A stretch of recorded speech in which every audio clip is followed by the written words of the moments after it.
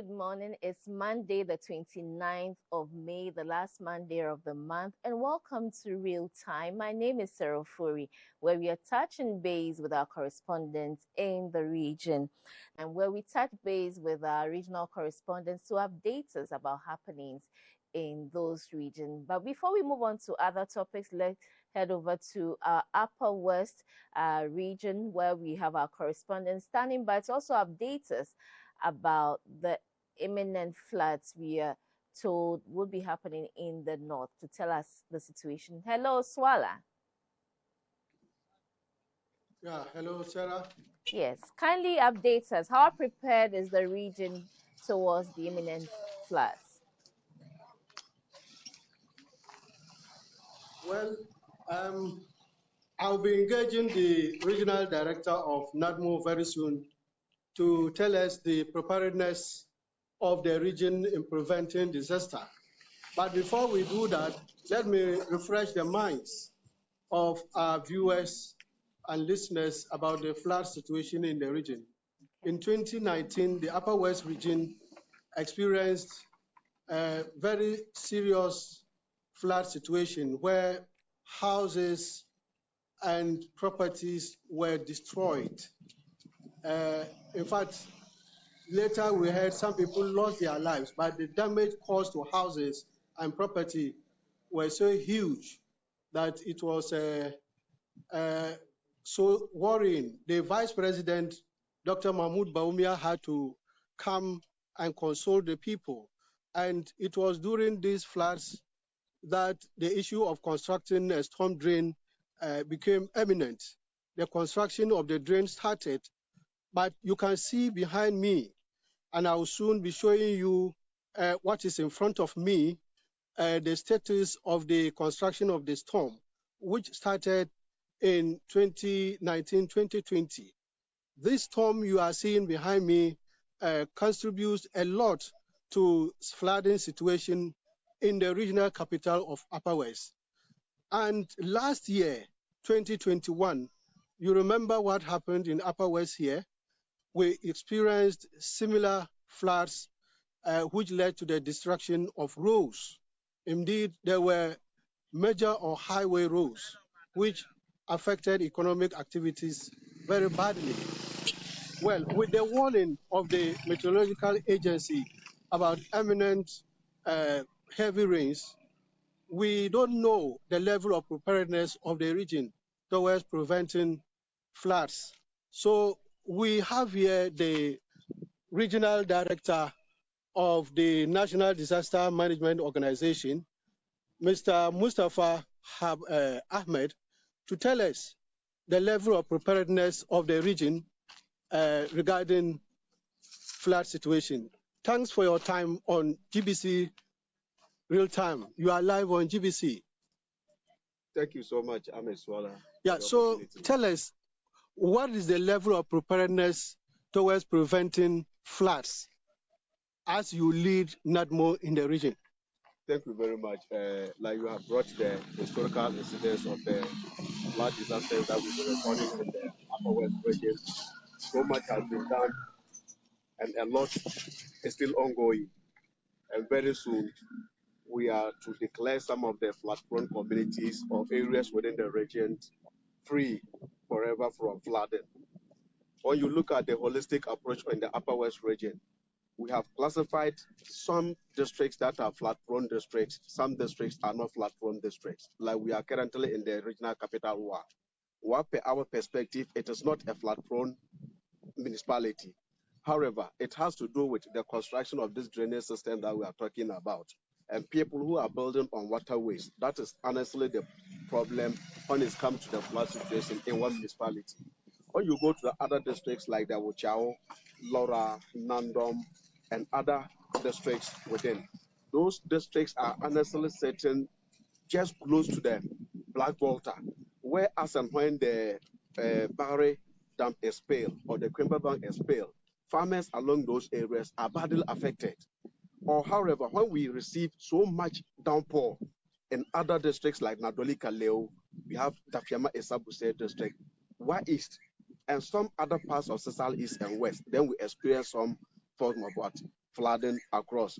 But in the regional capital here in Wa, drainage system is the problem. And since this issue occurred, we have engaged series of stakeholders in the region to see how best some of this drainage system can be constructed. When you go through the Magazine Road, from the Water Township to the Magazine Road, you could see some drainage system has been constructed. Where we are currently, where the serious flood occurred 3 years ago, it was as a result of this area that we are sitting on, and His Excellency the Vice President honestly came around, and this place has been awarded for construction. However, there has been some form of delay in the construction, but you can see there's some level of work that is ongoing from the Mango Junction up to this new market area. So from the indications, it was reported that by close of last year, this seems to have been completed. But as we speak, we can still see some works are ongoing and some, even though there's some form of delay, we can confidently say that some work is still ongoing. What we need to do, however, is to get in touch with the local assemblies where they have the power, the act, to make sure some of these contractors complete their work on time.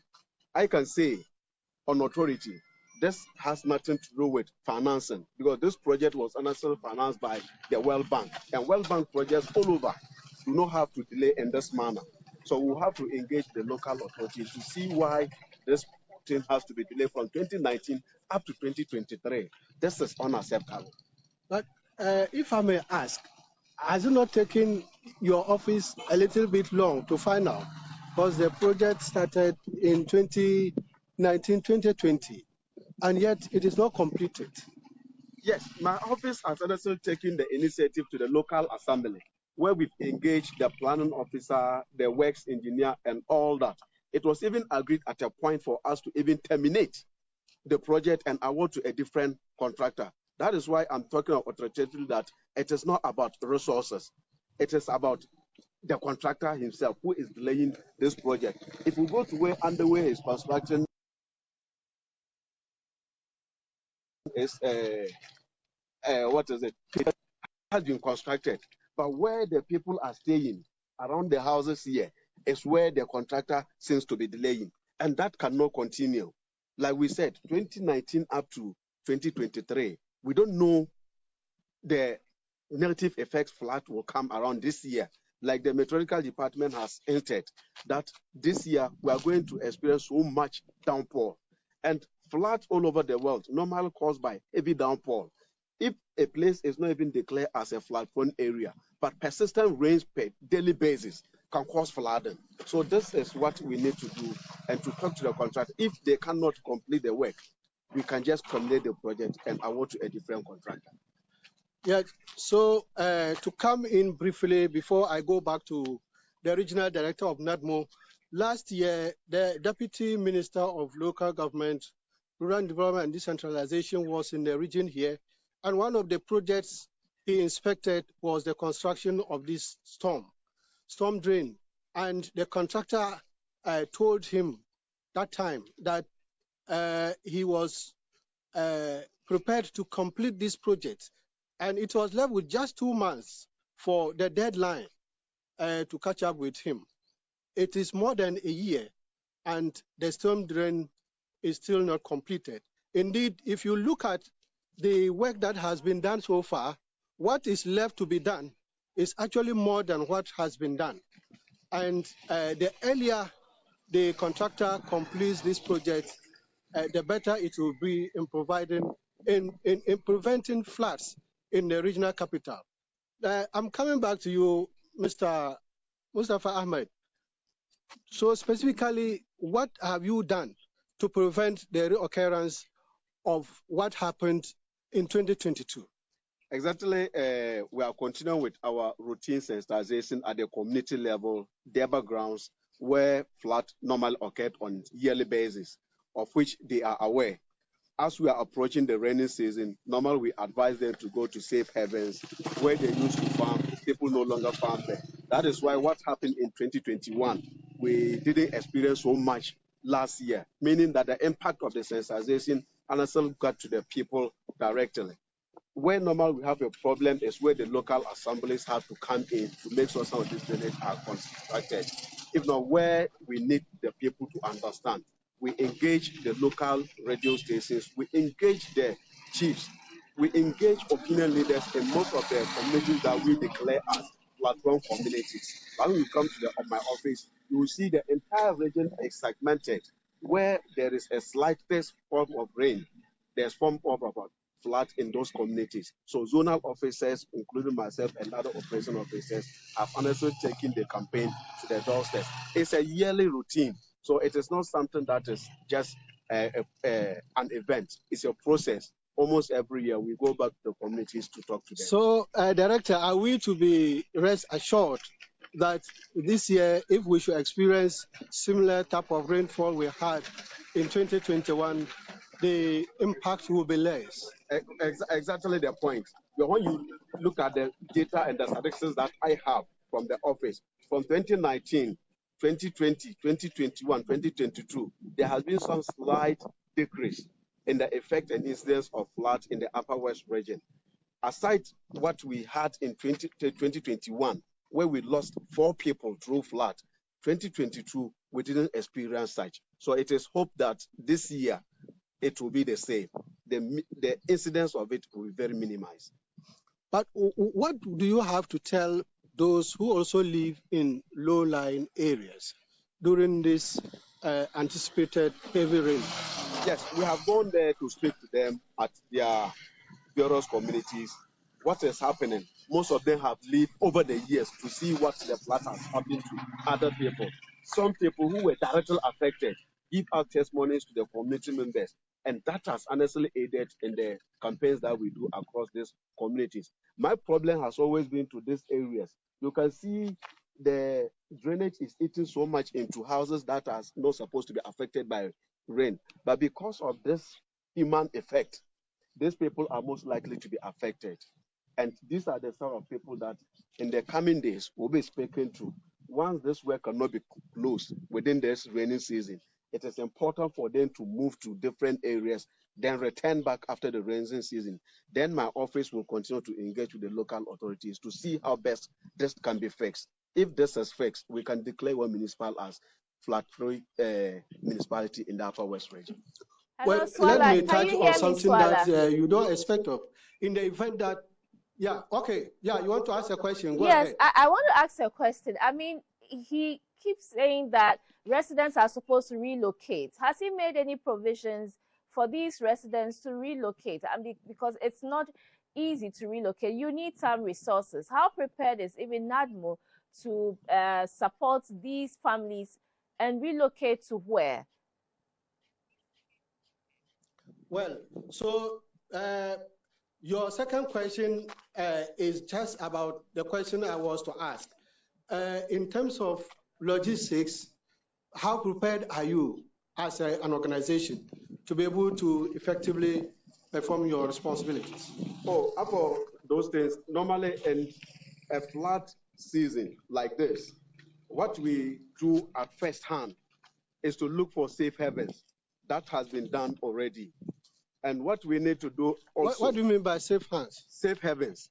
Yeah, what do you mean by that? Safe havens are places that you can easily evacuate flood victims to. Where the place is subsided, then they can go back to normalcy. So that has been done. That has been scaled already. And then normally when flood occurred, we have a team called search and rescue team. They will have to go into the water bodies to retrieve people probably that have been affected. Those people are also being on standby. What is not currently in the region is the boot system that we used in searching people around. However, within the northern sector, we have about 2 of them currently in Tamale. As and when the flood moved to that level, then the chopper will bring one to us here, and then we do the rest. Normally, we go into relief items when all these things have been done. If you have not searched for the victims, if you have not looked for a good place for them, how do you feed the people? So feeding normally or relief items to the people normally is the last that we think about. Your saving lives and properties is almost the ultimate. When that is done, then the relief packages then comes in. But do you have the relief packages as we speak? Absolutely. Upper West, we were given some relief items some few weeks ago, and we don't expect that the disaster at any point in time can go beyond what we have. But if it does do, then we will request some from the headquarters again. So, Sarah, I think his response has answered the second question, which has to do with where those suspected to be affected by the floods should be relocated to. In wrapping up your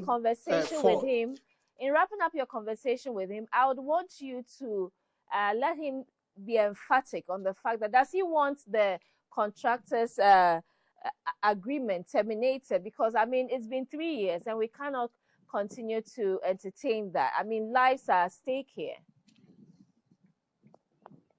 Yeah. So, Director, the anchor wants to know what position has your office taken regarding the continuation of this project, because it is long overdue, the completion. Absolutely, because the project seems not to delay up to this point. Like I indicated earlier, steps have been taken already. Even if we get to a point for us to terminate this project. Hasn't it gotten to that point? It has gotten after to that 3 point, years? but legally, you know, the municipalities and the districts don't have legal department. Normally, they rely on either the Attorney General office or private legal people to give advice. That has been the problem. Some of us will advocate that if we can have some of these officers being legally equipped, terminating this shouldn't be a problem. But sometimes the leaders also take into consideration that terminating it can come with consequences. So it is important for us to come to a consensus, to a point where advice will come that this is enough and enough is enough. However, let me also indicate that some of these things, NADMO, the legal backing for NADMO is limited to a point where we cannot enforce some of these things. Other than that, we are normally the people that comes to the field to attend to victims in case of flood. But preventing it at this material moment is in the hands of the assemblies. That has been the major problem in my office. Director, briefly, we have seen some filling stations popped up in areas where people deem to be wetlands, and they are of the view that the siting of these filling stations can lead to floods in the regional capital. How do you respond to this? Yes, with regards to that, we have had another meetings with the highways department, urban roads, and the rest for us to see. The special planning committee was also part of the negotiation for us to see the construction of a filling station, what needs to be done, the suitable of the location, vis-a-vis the flooding incidents. So all those things have been looked at. And some of those filling stations we are looking at, especially from this one to the main road over there. There's a new filling station that is coming up. All these things have been taken into consideration that once they are coming up, but it will not have anything to deal with flooding. So the experts have given us their word that this will not cause any flooding. So I want to take them by their word. Since I'm not a technical person, but as an administrator, I want to believe that what the engineers are telling us is honestly the fact and nothing but the truth they are telling us. So the regional director of NADMO, Mr. Mustafa Ahmed, is saying that he wants to take the authorities by their words, just as we too will also take him by his words.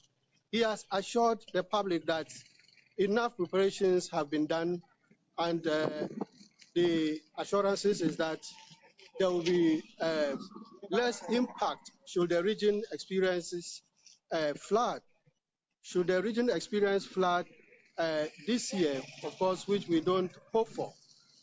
In your conclusion, you said that the termination of this contract has some legal consequences. I believe some will say that it is better to save the lives of the people than to consider the legal consequences in terminating this contract and allow a situation where probably it could lead to the loss of lives and properties. Sarah, we are monitoring the situation as we have started experiencing some rainfalls in the region, and we won't hesitate to let the people know if there is floods in the region as a result of the warning by the meteorological agency. Sarah, thank you so back to much, you in Swala Accra. Abdul-wahab. Swala Abdul-wahab is our Upper West regional correspondent, and he was bringing us up to speed with the flood situation and how prepared the region is to receive any floods. Imminent floods. We are told that delays by the contractor has led to residents worried about the fact that they may be victims or the floods may cause some damages to their property. So we are hoping that city authorities are watching and the powers that be would get the contractor to work ahead of the floods. But let's move back to the Ashanti region,